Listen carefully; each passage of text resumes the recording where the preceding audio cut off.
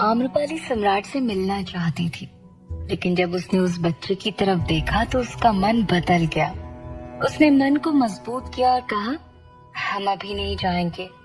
लेकिन मन ही मन सम्राट के ठीक होने की कामना करने लगी। इसके बाद वो वापस से अपने काम में जुट गई।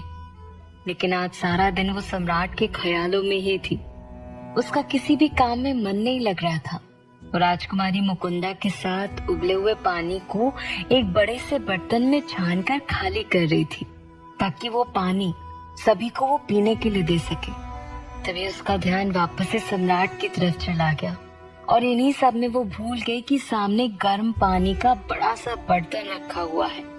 और वो सम्राट के विचार में अपना हाथ दूसरे बर्तन में समझकर उस गर्म पानी में डालने लगी। वो पानी अभी अभी का उबला हुआ था। आम्रपाली का हाथ जलने ही वाला था कि तभी राजकुमारी ने उसका हाथ खींच लिया और फिक्र करते हुए उससे कहा, आम्रपाली क्या हुआ है तुम्हें? अभी तुम्हारा हाथ जल जाता। क्या सोच रही हो तुम? आम्रपाली मायूस होकर वहीं एक किनारे पर जाकर बैठ गई और कहती है, राजकुमारी, जब से हमने सुना है कि सम्राट बिंबिसार बीमार है, तब से हमारा किसी भी काम में मन नहीं लग रहा है। हमें सम्राट की बहुत चिंता हो रही है। आम्रपाली की व्याकुलता देखकर राजकुमारी ने उससे कहा, हम समझ सकते हैं आम्रपाली, यदि तुम्हारी इच्छा हो तो तुम विशाखा के साथ सम्राट के पास वापस जा सकती हो। हम और सोम यहाँ पर सब कुछ संभाल लेंगे। तब आम्रपाली ने जवाब दिया, नहीं राजकुमारी, यहाँ हमने उस छोटे से बच्चे से वादा किया है, उसे छोड़कर नहीं जा सकते। अब जब तक हम अपना काम पूरा नहीं कर लेते हम यहाँ से नहीं जाएंगे। इतना कहकर आम्रपाली वहाँ से चली गई। लेकिन राजकुमारी उसे जाते हुए देख रही थी। तभी उसने देखा कि आम्रपाली जब वहाँ से गुजरी तो सोम छुपकर उसके पीछे जा रहा था। उसे इस तरह छुप छुप कर आम्रपाली के पीछे जाते हुए देखकर राजकुमारी को कुछ समझ नहीं आया। उन्होंने मन में कहा, इससे हम लोगों से छुपने की क्या आवश्यकता? आखिर सोम के दिमाग में चल क्या रहा है? इसके बाद राजकुमारी मुकुंदा सोम के पीछे जाने लगी।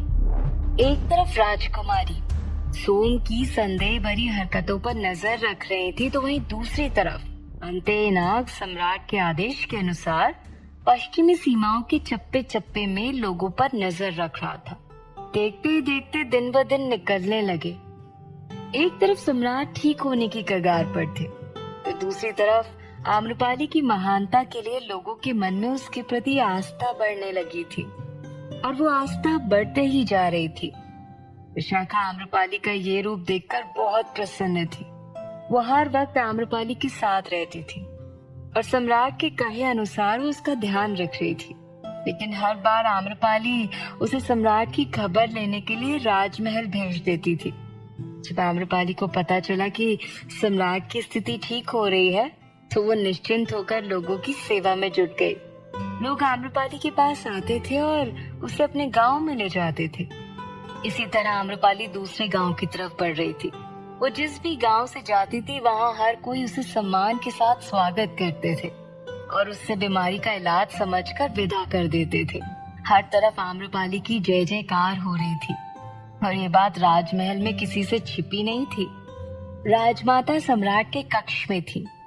उस वक्त राजमाता सम्राट के लिए खुद फल काटकर उन्हें दे रही थी और सम्राट, जो लगभग पूरी तरह से ठीक हो चुके थे, अपने बिस्तर पर ही टिक के बैठे हुए थे।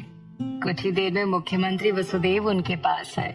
उन्होंने सिर झुकाकर दोनों का अभिवादन किया। उन्हें देखकर सम्राट की आंखों में उत्सुकता दिखाई देने लगी थी। उन्होंने कहा, वसुदेव जी, क्या खबर है आम्रपाली की? मुख्यमंत्री वसुदेव ने उन दोनों की तरफ देखते हुए कहा, सम्राट, देवी आम्रपाली ने वो कर दिखाया जो कोई भी साधारण व्यक्ति नहीं कर सकता था। उन्होंने लगभग पश्चिमी क्षेत्र के जुड़े सभी गांव को ठीक कर दिया है। चारों तरफ लोग देवी आम्रपाली के गुणगान गा रहे हैं। हर किसी के मुख में सिर्फ उन्हीं का नाम है। ये सुनकर सम्राट के चेहरे पर मुस्कान आ गई और राजमाता वो तो हमेशा की तरह अपनी गंभीर मुद्रा में ही बैठी हुई थी। अगले ही पर सम्राट ने कहा, यदि ऐसा है तो जल्दी उन्हें महल वापस ले आइए। अब तो ऐसा लग रहा है जैसे बरसों हो गए उन्हें देखे हुए। तब वसुदेव ने कहा, सम्राट, पश्चिमी गांव का एक आखिरी गांव बचा हुआ है जहां देवी आम्रपाली जाने वाली है। यदि आप कहें तो हम उन्हें अभी वापस ले आते हैं। इससे पहले सम्राट कोई जवाब दे पाते, राजमाता ने कहा, नहीं वसुदेव जी, आम्रपाली को अपना कार्य पूर्ण करने दीजिए। हाँ, हम ये स्वीकार करते हैं कि उन्होंने सराहनीय कार्य किया है, लेकिन हम नहीं चाहते कि उनका एक भी काम बच जाए। वो जिस नेक काम के लिए निकली हैं, यदि वो उसे पूरा करके लौटेंगी तो हमें ही नहीं बल्कि पूरे मगध को उन पर गर्व होगा। लेकिन राजमाता, सम्राट राजमाता को समझाना चाहते थे कि आम्रपाली को उस आखिरी गांव में जाने की कोई आवश्यकता नहीं है। उसने पहले ही पूरे गांव को ठीक कर दिया है। लेकिन राजमाता ने सम्राट को कहने का अवसर ही नहीं दिया और उन्हें बीच में ही काटते हुए कहा, पुत्र, हम ये सब कुछ सोच समझ कर ही कर रहे हैं। आम्रपाली को अपना कार्य पूर्ण करने दीजिए। जहाँ एक तरफ राजमाता के मन में आम्रपाली के लिए कुछ और ही चल रहा था, तो दूसरी तरफ आम्रपाली अपने रथ से आगे बढ़ रही थी। तब चलते चलते रास्ते में राजकुमारी ने आम्रपाली से कहा, आम्रपाली, आखिरकार तुमने कर दिखाया। जहाँ सबने उम्मीद छोड़ दी थी, वहाँ तुमने उम्मीद की रोशनी जगा रखी है। लेकिन अब हम जहाँ जा रहे हैं वो मगध का आखिरी गांव है। इसके बाद हम सब महल वापस जा सकेंगे। सम्राट को तुम पर गर्व होगा। विशाखा और सोम दोनों ही उनकी बातें सुन रहे थे। आम्रपाली ने राजकुमारी को जवाब दिया, राजकुमारी, हमने ये सब कुछ अकेले नहीं किया है। यदि आप सब हमारे साथ नहीं होते तो हमारे लिए बहुत मुश्किल हो जाता। और हमें खुशी है कि ये आखिरी गांव है। कम से कम पूरे मगध के लोग अब सुरक्षित हैं। जल्दी से बस इस गांव के लोग ठीक हो जाएं, फिर हम सब महल लौट जाएंगे, क्योंकि हम भी महल वापस लौटना चाहते हैं और सम्राट से मिलना चाहते हैं। सोम ने जैसे ही सुना आम्रपाली इस गांव के बाद महल लौट जाएगी, उसने तुरंत दूसरी तरफ मुंह फेर लिया। उसकी आंखों में सम्राट के प्रति बदले की भावना दिखाई देने लगी थी। वो मन में कहता है, नहीं, इतनी आसानी से नहीं आम्रपाली। इतने दिनों तक हमने आपके साथ इन लोगों की सेवा की है और इस दिन की प्रतीक्षा भी, इसलिए इसका फल तो अब हम लेकर रहेंगे। और वो फल होगा आपकी और सम्राट की दूरियां। पहले हम आपको सम्राट से दूर करेंगे, उसके बाद उस सम्राट से अपनी माँ के लिए जवाब मांगेंगे। यदि उन्होंने हमें सच नहीं बताया तो उसका परिणाम उनके लिए भारी होगा। इसके बाद सोम अपनी कुटिल नीति के साथ आगे बढ़ने लगा। ये पहली बार था जब सोम की आंखों में कुछ और ही नजर आ रहा था, लेकिन वो अनजान था कि उसके पीछे चल रही राजकुमारी की नजर लगातार उस पर बनी हुई है। राजकुमारी मुकुंदा सोम की तरफ ही देख रही थी। उन्होंने अपने मन में कहा, हम भी चाहते हैं कि तुम जल्द से जल्द सम्राट के पास पहुंच जाओ आम्रपाली, क्योंकि कब समय करवट बदल ले ये कोई नहीं जानता। जहाँ एक तरफ राजकुमारी को किसी अनहोनी का डर था, तो वहीं दूसरी तरफ अंतनाग उस बीमारी की वजह पता लगाने के लिए हर छोटी से छोटी चीज पर नजर रखने लगा था। इसी तरह रात में वो पानी पीने के लिए मगध के पश्चिम में बह रही सोनभद्र नदी के पास गया। सोनभद्र नदी मगध के पश्चिमी क्षेत्र की सीमा बनाती थी और उत्तर की तरफ बहते हुए गंगा नदी में जाकर मिल जाती थी। अंतनाग जब पानी पीने के लिए नदी के पास झुककर एक पैर से बैठा और अपने दोनों हाथ में पानी भरकर वो पानी पीने लगा, उसने एक के बाद एक 2 से 3 बार वही प्रक्रिया दोहराई, लेकिन वो नदी के पानी पर ध्यान नहीं दे रहा था। तभी पानी पीते पीते अचानक उसकी नजर नदी के पानी पर पड़ी।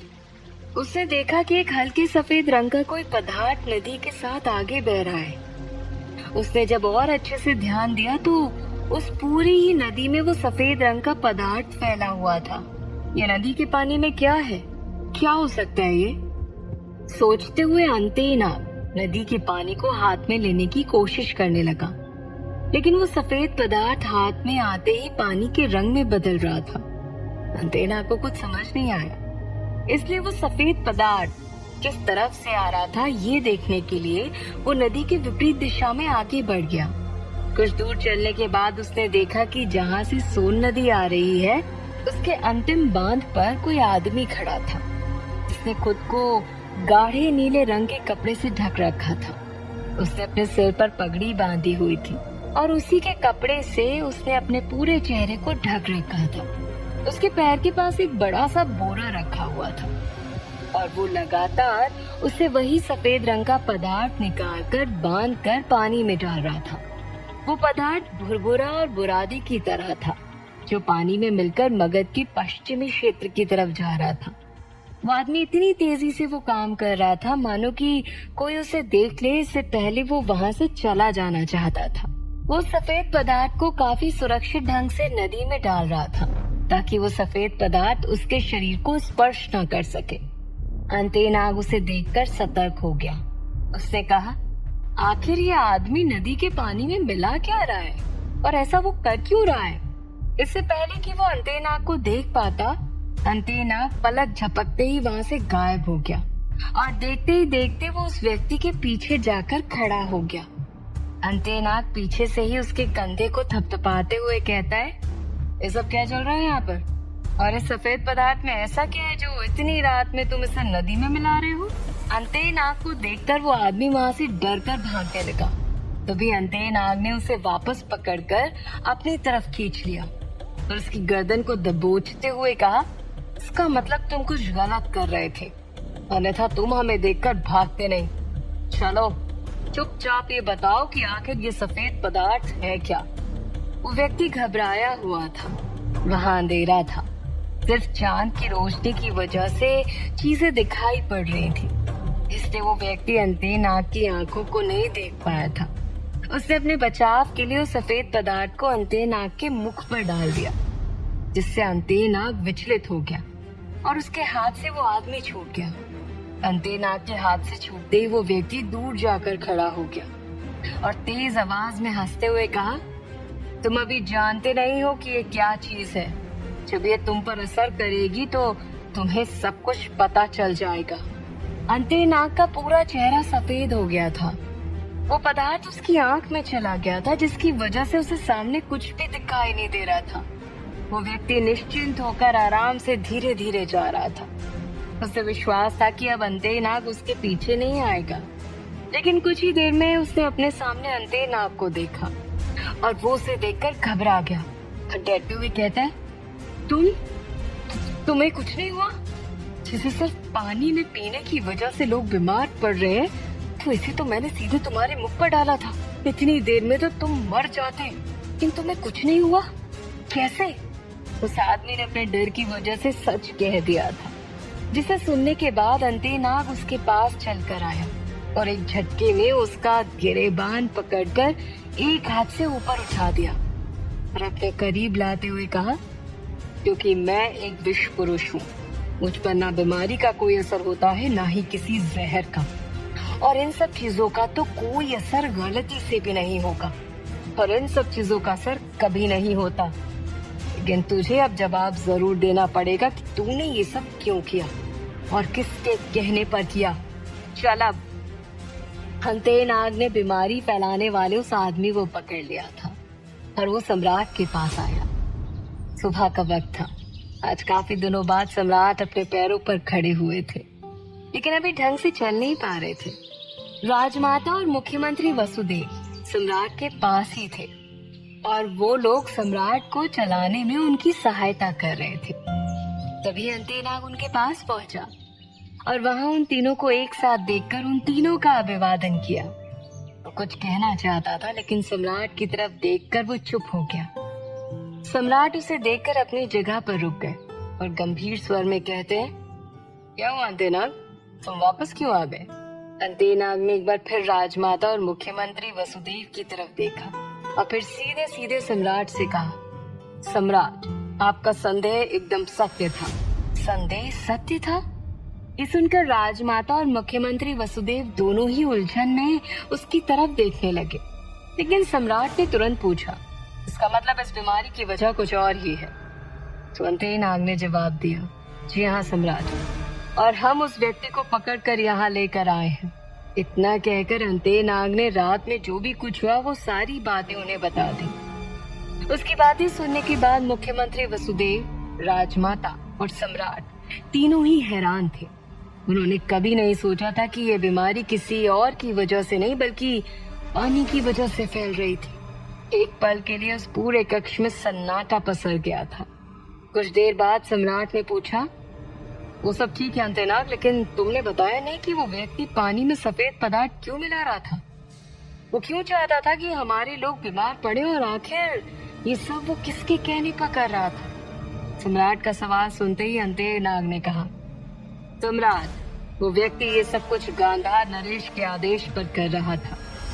गांधार नरेश का नाम सुनकर राजमाता और सम्राट पहले तो स्तब्ध थे, लेकिन अगले ही पल उन दोनों का ही खून खौल उठा। अब क्या करेंगे सम्राट गांधार नरेश के साथ? क्या एक बार फिर सम्राट और गांधार नरेश के बीच जंग छिड़ जाएगी? आखिर क्या करने की सोच रहा था सोम आम्रपाली के साथ? जानने के लिए सुनते रहिए।